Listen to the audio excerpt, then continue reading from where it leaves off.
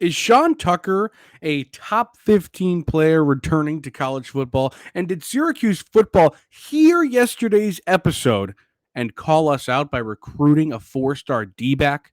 We'll tell you all about it on Locked On Syracuse. It's right now. Are Locked On Syracuse, your daily podcast on the Syracuse Orange, part of the Locked On Podcast Network. Your team every day.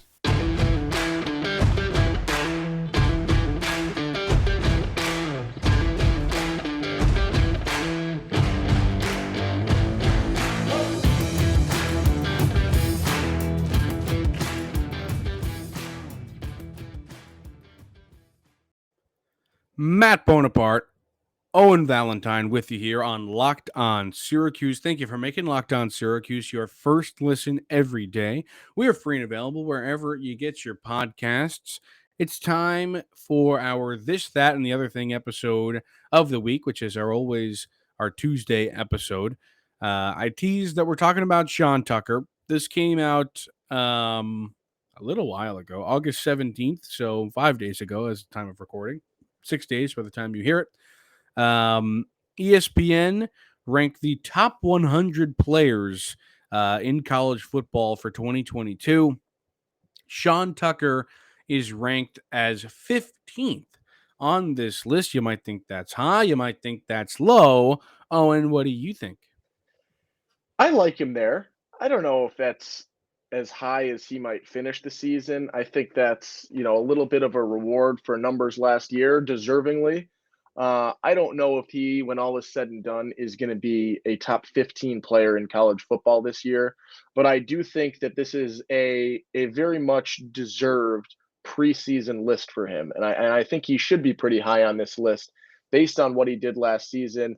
1,500 yards, 12 touchdowns on the ground. He just did what you wanted him to do, game in and game out, probably saved this team from a number of very embarrassing moments and very embarrassing games that, it could have helped, get them out of. So I think 15, I'm fine with it.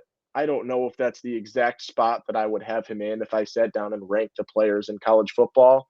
But I do think that that's a nod to what he did last year. And I think it's a very much deserved preseason list for him to be on based on what he did.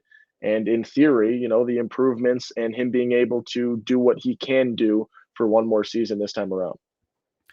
And the other interesting aspect of this list is that it also shows you how ESPN feels about running backs in 2022 and where do they put Sean Tucker in terms of the country's running backs. Sean Tucker ranks fourth in terms of running backs in 2022. They have Deuce Vaughn of Kansas State at 12. They have Travion Henderson of Ohio State at 7. And, of course, Bijan Robinson of Texas at number 5. I can't say I'm surprised about those things. People love to rank guys above Sean. Sean's fantastic, and he's going to keep reminding you that every single Saturday and sometimes a Friday. But, he's going to get disrespected a little bit always being on Syracuse because there isn't really as much success as there is at an Ohio State or even Texas. But, I think that Syracuse fans should be happy about him being 15th ranked in the country. When's the last time Syracuse had a player that could have been ranked 15th in the country? Like Chandler Jones? I don't know who could have been. I don't even think Chandler Jones could have been 15th in the country. So be happy about that. I think that's a pretty darn good thing for Syracuse to have. And it's exciting going into the He's college a number two player. player, number 2 player from the ACC on this list, which is a that's pretty another big thing to spot look at. behind Brian Brzee from Clemson. And that's, not to go too big of a tangent, but when you look at this list, it is just the entire Clemson defense throughout this list. It's absurd. Brian Brzee, Miles Murphy, Trenton Simpson is on this list. Xavier Thomas is on this list. Will Shipley is a running back, but also from Clemson. Tyler Davis is on this list. And then Andrew Makuba as well. They have like 7 or 8 defensive players in this top 100. This Clemson defense is going to be very legit this year. And then another point that was brought up, and I think it was Noon's Magician that was talking about this a good amount, is I believe there's 4 quarterbacks in this top 100 that Syracuse will face off against this year. Obviously, you'll put an asterisk next to Sam Hartman's name, who is, hurt for the time being. Not sure if Syracuse will end up playing him or when he comes back. But Devin Leary is the name. Malik Cunningham, you open up with in week 1 at 47. And then Aiden O'Connell, Purdue's quarterback, at 89. So you're going to see a number of these players and a number of these quarterbacks on this list if you're Syracuse. So nice to see Sean on there, but maybe something to note as well that there is a decent number of opponents that are littered throughout this list as well. Yeah, I mean, with Clemson, the defense is always going to be good, right? We've seen them just be fantastic every single year and always send a guy to the NFL. And that's not going to change this season because that front seven and even the secondary is really strong. Yeah. Okay. Well, Sean Tucker conversation out the way for now. The guy's good. We knew that. Let's talk Syracuse football recruiting for a second. That was what yesterday's episode was all about. We wouldn't stop talking about how Dino and the rest have kind of let us down in terms of what they've done on the recruiting trail. But now a 4-star cornerback, a top 20 in the country quarterback in the 2024 class, Kenny Woseley II from Philadelphia, just released his top 12, which Syracuse makes. Yeah.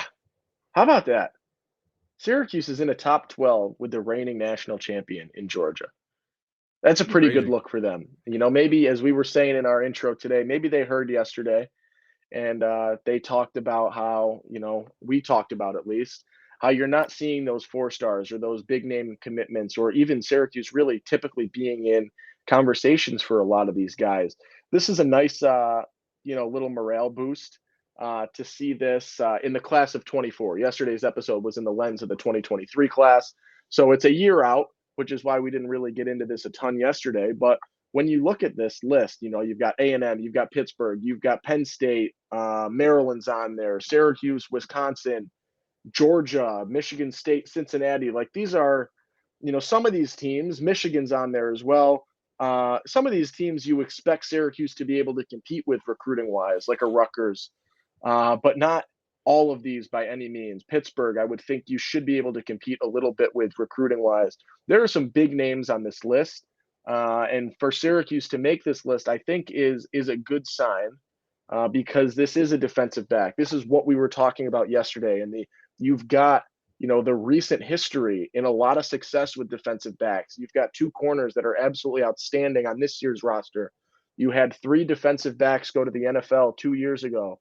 The defensive back situation has been outstanding for Syracuse and creating a lot of NFL caliber talent coming out of Orange and out of Central New York. So I think this is a little bit of a nod to that. And maybe if Syracuse is fortunate enough, they could capitalize on this.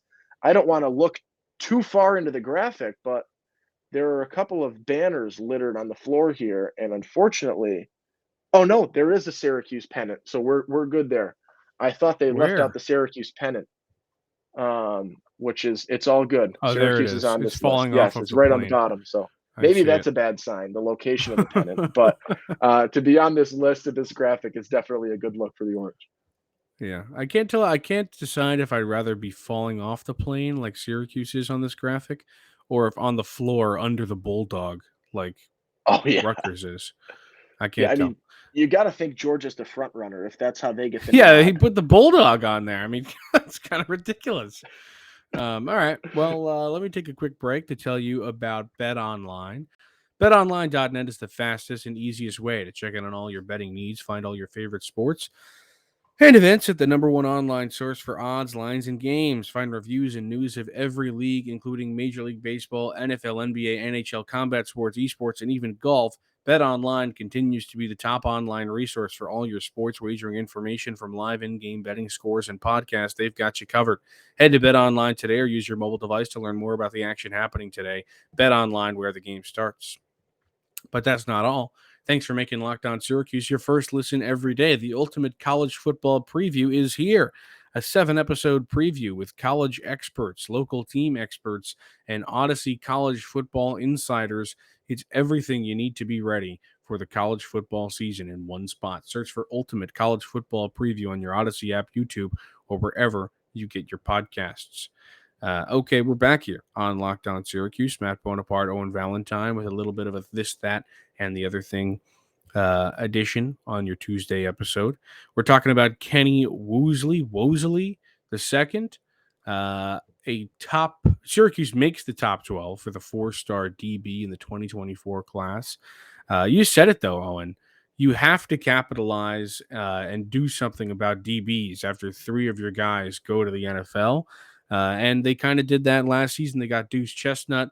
They had Simmons transfer in, who said that he wanted to go to the NFL. That's why he came to Syracuse. So you've seen that a little bit already. But maybe they could make it happen with a guy like Kenny. If I had to put money on Syracuse, I wouldn't, because Georgia is also in this conversation, and I don't like to read too much into the graphic, but it doesn't look like he's given Syracuse a lot of thought. But still, okay, let's move on to some Syracuse basketball recruiting. Syracuse makes the first 2025 offer to a 6'4" guard named Jerry Easter.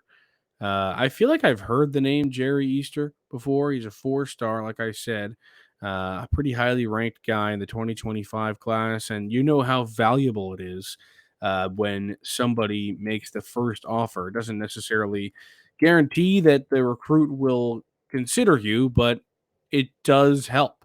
And Jerry Easter being sought after by plenty of programs. Memphis, Arizona State has offered, Michigan State, Missouri, Ohio State, Vanderbilt, Washington, UCLA wants him, South Carolina. So plenty of schools in on this kid. Syracuse, one of the many, and give him his first offer, which is pretty exciting. Yeah, I think the circuit ranked him 30. Oh boy, I lost him on the list.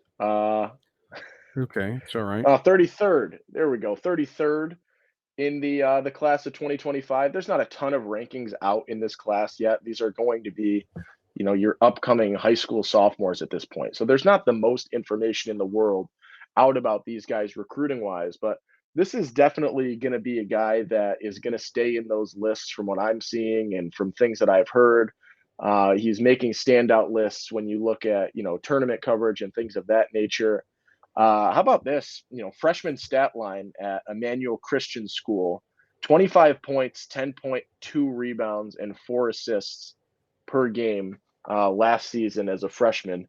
Pretty Wow. good numbers. I like to see him crashing the boards as a guard too. That always stands out to me. So to see double-digit rebounds out of a guard and sort of combo guard almost always jumps off the page for me.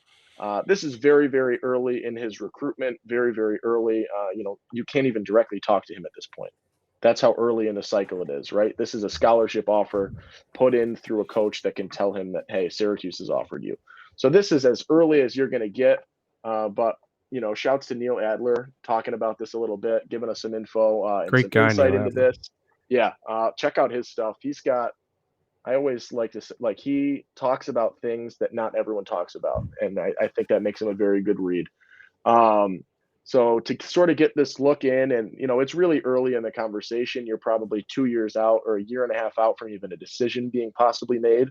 But it is fun to see, Syracuse getting an early offer in on a guy that is poised to be, a top 50 player, if not better, when it comes to the class of 2025. Yeah, and I like to see that Syracuse already going after some high targets in the 2025 class. Kind of also makes you think about Boeheim's situation going that far. I don't think a lot of people thought he was going to make it after this past season. I think there's plenty of people out there who don't think he's going to make it past this upcoming season. But we talked to JP Estrella, Yeah. and he told us that Boeheim continues to tell him he's going to keep coaching, and I'm going to take JP's word. That's kind of been the best source we have on it because he talks to Boeheim. Yeah.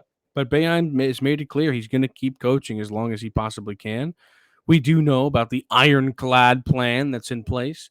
Don't know necessarily what that entails. That is because it's ironclad. But I don't know. Maybe they'll. I think that probably just means that there is a successor, which means it's probably either Red or GMAC. You pick which one you like. They're Yeah, probably both pretty good. I look at, and we talk about this with football, capitalizing on momentum and their struggle and difficulties on the football side of things to really capitalize on momentum as much as we'd want to see. We talked about, the 2018 season. We talked about Sean Tucker and having, this historic running back in a school known for historic running backs. And then on top of that, as we talk with DBU and trying to recruit. I see Syracuse basketball sort of trying to build off the momentum of their best class in a while, coming in this year with a number of guys that are of varying tiers of basketball ability and college basketball abilities, from guys that are possible one and dones and are on NBA watch lists already, to guys that you see taking a year to develop and could be that 4-year player that you learn to love, and is there until that you feel like has been there your entire life, but really it's just a 4-year career or maybe a 5-year career with a red shirt. They're trying to build off of this sort of class that's got a little bit of everything in it and look to maintain. I think we see that in the 2023 class when you talk to JP, when you look at, Reed Ducharme as well being in that conversation. And now, 2024, still some questions, but I like to see that they're really trying to get after and build off of this class and say, hey, we've got this class. We've got the makings to be a pretty damn good basketball team this year. And let's build off that right now and try and put together a string of 2, 3, 4 recruiting classes. Because when you look at the consistent national title contenders, they have big names coming in every single year. And I think that's the push that Syracuse is starting to be able to get now that they seem to be back a little bit more comfortable with recruiting seeming to be coming at a bit more of an ease. Yeah, totally. And I hope that they can continue to do something with that momentum, because it's gonna pay dividends in the end. And I think it's awesome to see that Syracuse is back on an upward trajectory. I talked about this in our last episode, but it seemed like the back half of the 2010s and even the early 2020s, Syracuse basketball was just going down, down, down. And now I feel like they kind of hit a corner and they're going back up, up, up, up. Yeah. So that would be cool to see if they could kind Yeah. of figure that out and be back on the up and up, because Syracuse basketball deserves and belongs as a top 3 seed in the tournament and as one of Yeah. the best teams in the conference. So And that it goes back to the scholarship losses, after the totally. investigation and not being able to fully recover from that. It was a couple of years, even after they were back to full strength, that you still are sort of working through these issues. And I think they're finally long enough removed that you can sort of remove that from the conversation of recruiting issues and why, classes haven't been as strong as you would have hoped, and why the classes weren't as good as they were in, at the turn of the 2010s, when you were bringing in really, really good classes and high tiered recruits and were a consistent presence in the 1 through 3 slot in NCAA tournament. So I think you could be, as you were saying, back on that up and up, back on that trajectory. And I think we're finally long enough removed from the scholarship removal and the sanctions that this could start to be that recurring thing that you had learned to expect as a Syracuse fan. Audio listeners, you've gotten that right now, and we continue. Our last topic here on this, that, and the other thing episode is that Syracuse did not make the final 11 for 2023 guard El Marco Jackson, another guy that the Orange offered, another 4-star point guard, and they did not make his final 11. Teams that did are some teams that you're probably not going to want to hear the names of, like Louisville, Virginia, Virginia Commonwealth, Notre Dame, Villanova, Miami, Michigan, UCLA, Texas, Maryland, Kansas. Yeah, I mean, Syracuse deserves to be there, should be there. I don't know what happened. It doesn't always work out with a lot of guys, but when you see teams in the ACC like Virginia, Louisville, Notre Dame, another independent basketball, Yeah. And then Miami. It hurts. It definitely does. And this Yeah. guy was kind of flying under the radar. I don't think a lot of people realized that Elmarco Jackson was being recruited, but he Myself definitely included for a was. while. Yeah. And Maryland and Michigan are the top two, according to 24/7. So 4-star guard out for Syracuse, so they kind of have to look elsewhere. Yeah, just, as you were just saying there a little bit, this was not a guy that, was too high up on my radar in terms of, where Syracuse's efforts were recruiting wise. And I think we mentioned this when we talked about, our sort of basketball recruiting roundup from Friday, and the efforts sort of being, honed in on JP and on Reed at this point. And in my mind, I'm going to say as they should be. I think those are two realistic guys that could come here. And you might say that JP is likely to come here based on the conversations, and it seems optimistic based on the way he talked about Syracuse. So when you see that, and I don't think you focus up as much on maybe some of these other guys, or maybe you just sort of see, the writing on the wall with a guy like him, with a guy like Elmarco Jackson. But when you do look at the situation, and him being a point guard and a quality point guard in this 2023 class, it is something that would have been nice to have Syracuse in the conversation, because as we've discussed, you've got Judah, who could be a one and done based on things that people are talking about. I'm saying it's a toss up at this point. Maybe he is, maybe he isn't, but he definitely has the potential, and there are people talking about him through the lens that he is going to be on NBA watch list this year and going to be there. So you've got Judah, you've got Joe, who in theory is done this year. You've got Symir, who in theory is going to be done in terms of your guards, right? This would be a big addition to have another high quality four-star guard coming in to possibly replace what looks like pretty much guaranteed two and possibly three of your three guards. So this would have been a big name to at least narrow down a little bit for the time being. But at the same time, it didn't seem like that's where Syracuse's efforts were. So maybe that is something that they realized and weren't really going to focus on, knowing that this wasn't too likely to work out. Agreed. Totally agreed. But like you said, you still got a guy who's going to be on NBA law watch lists and Judaments, so it's not the end of the world. No. All right, well, that's all we got today. Go get more on the ACC by making Locked On ACC your second listen every day. Host Candace Cooper and the local experts of Locked On take you across the ACC in 30 minutes. Make Locked On ACC your second listen. That's Locked On ACC. Owen and I back tomorrow to give you more. We will have an interview with Stephen Bailey tomorrow. Oh, yes, right? We'll record tomorrow. Yes, we record tomorrow. So that's for No, Wednesday. when this comes out, we'll be recording today and it will come out tomorrow. So if you're listening to this the day it's released, it will be out tomorrow. Yes, it's tomorrow. So, woohoo! We will see you then.